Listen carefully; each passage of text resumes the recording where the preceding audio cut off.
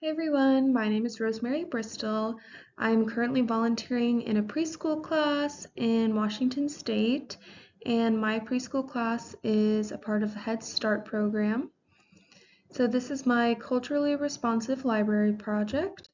Just starting off with a brief contents page, I'm going to be reporting on 7 topics and how my library measured up. I'm going to be sharing my classroom demographics, my recommendations for my classroom library, and then my conclusion. So these are the 7 topics I will be evaluating: gender, race, disability, family structure, language, economic diversity, and religion. So starting off with gender, this is the audit of books in my classroom. So there were 9 books that included female characters, 9 books that included male characters, 0 books that included non-binary, non-gender specific characters, and 37 books that included only non-human characters. As far as main characters go, there were 8 books that included female main characters, 8 books that included male main characters, 1 book that included a non-binary, non-gender specific main character, and there were 36 books that included only non-human main characters. So as you can see, pretty even as far as male and female. Pretty much no representation for any non-binary, non-gender specific, and we have a lot of books in our class that are just of animals. So these were the examples from my classroom. The one on the left is the Velveteen Rabbit, and the main character in this story is a little boy. And then the one on the right is called What I Like Most, and the main character in that is a little girl. So these are my class demographics for gender. So in my class we have 5 female children, 8 male children, and there are 0 children that are non-binary or transgender, as well as 0 children who have family that are non-binary or transgender. So this is for the race category. There were 3 books that included characters that were Black or African American, 2 books that included characters that were Asian or Asian American, 3 books that included characters who were Latinx, 0 books that included characters that were Native or Indigenous, as well as Middle Eastern, Arab, or Arab American. There were 8 books that included characters that were white, and 38 books that included characters that were only non-human. So as we can see, white characters have the most representation, and then it's almost about equal between Black or African American, Asian or Asian American, and Latinx, and no representation for the Native, Indigenous, and the Middle Eastern, Arab American. And I just separated race into 2 different sections. So this is going to be focusing on main characters. So there were 2 books that included Black or African American main characters, 2 books that included Asian or Asian American main characters, 2 books that included Latinx main characters. Again, we're seeing there were 0 books that included Native or Indigenous main characters, as well as Middle Eastern, Arab, or Arab American main characters. And then there were 7 books that had white main characters and 38 books that only had non-human main characters. So again, on the main character, white is going to be the most represented, and then the 3 at the top are going to be equal. So these were the examples in my classroom. So the one on the left is called Belly Breathe, and it represented a variety of races in the book. And then this one on the right is called Even Superheroes Have Bad Days, and they're this appeared to be some non-human characters, alien types, but there's also a variety of human skin tones represented in this book as well. This is my class demographics on race. So we have 3 children that are Black or African American, 0 children that are Asian or Asian American, 3 children that are Latinx, 0 children that are Native or Indigenous, 1 child that is Middle Eastern, Arab, or Arab American, and 6 children that are white. So disability was one of the categories that I chose to look into, and unfortunately we had 0 books in our classroom that included a character with disabilities or a main character with disabilities.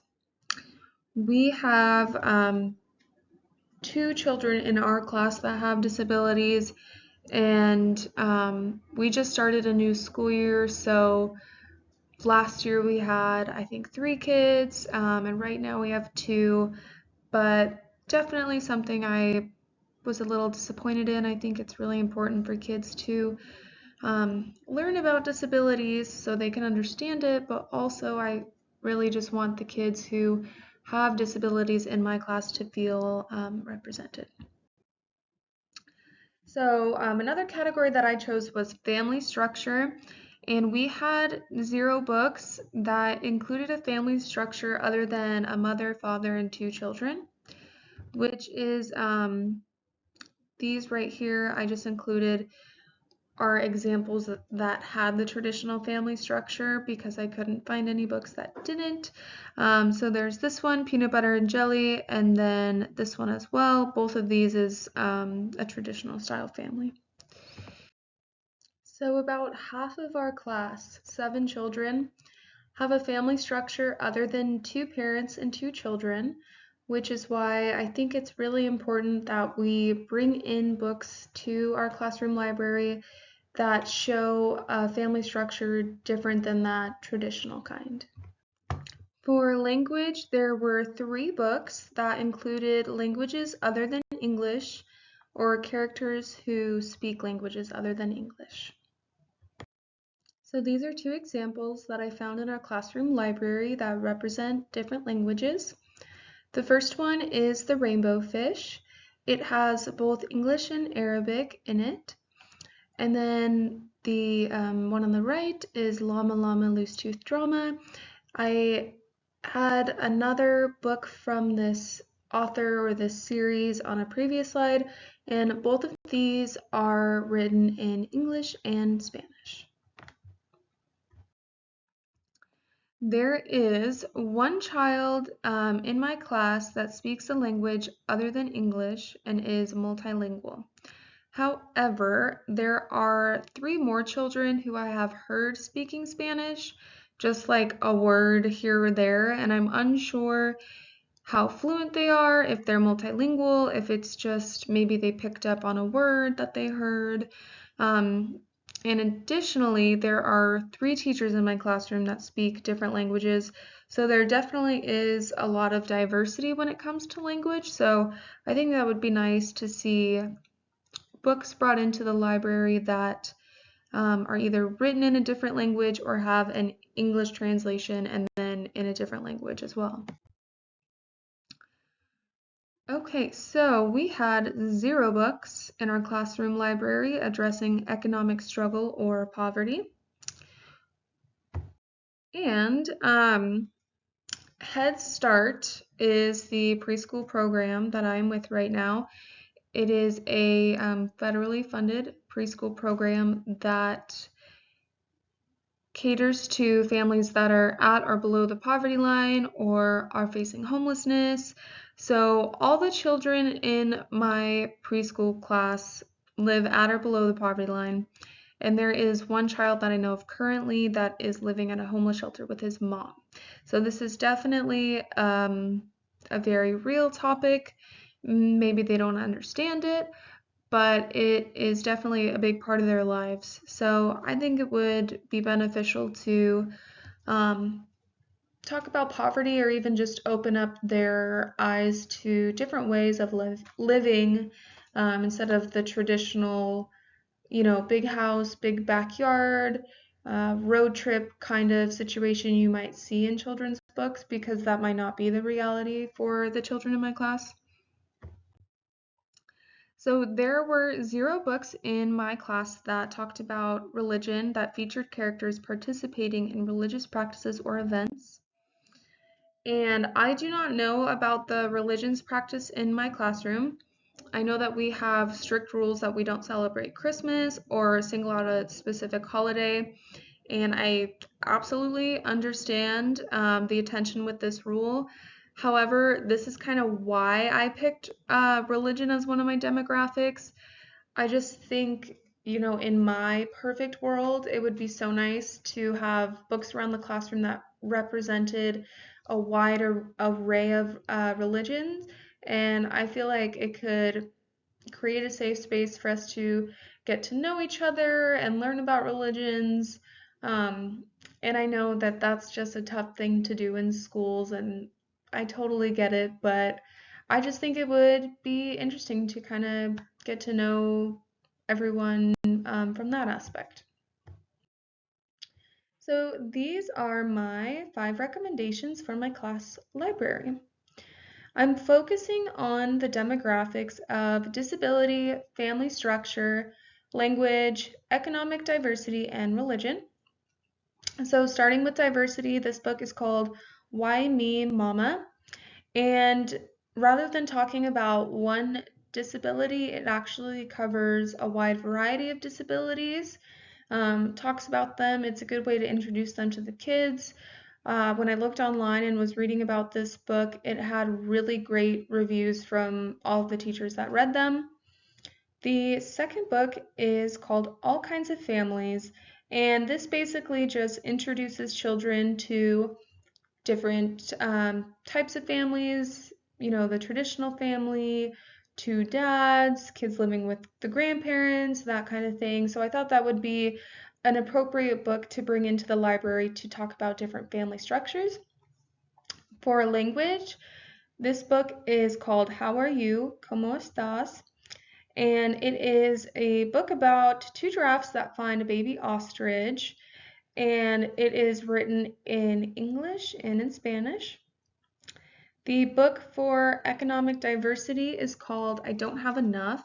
This introduces poverty to children in a way that they can understand and encourages them to share with those around them who might not have as much as they do. And then finally, the last one is called My Religion, Your Religion, and it follows the story of the main character, David, and he basically just gets to learn about the people in his community and the different religions that they follow. And now we've reached my conclusion. So, is my library a good window? I believe that our classroom library is a good window. I think that the children have an opportunity to see people that are different from them, understand different life experiences and different perspectives. However, I think there is room for improvement and that there should be more books relating to disability, language, and religion specifically. And again, the religion one, that's a tough one in schools, and I totally get it. But just from an educational point of view, I think it would be just fun to learn about different religions and different cultures. Okay, and finally, is my library a good mirror? While our library may be a good mirror if we are just considering the categories of race and gender, I cannot say that overall it is a good mirror. I do not believe that there are enough books in our library that fairly represent the children in our class. I just think that we need to be a little bit more mindful maybe about the books that we bring in, or just think about our students and how we can represent them through the literature that we bring into our class. So that is my presentation. I really appreciate you watching this, and good job making it through the class, and I hope you guys have a great rest of your week.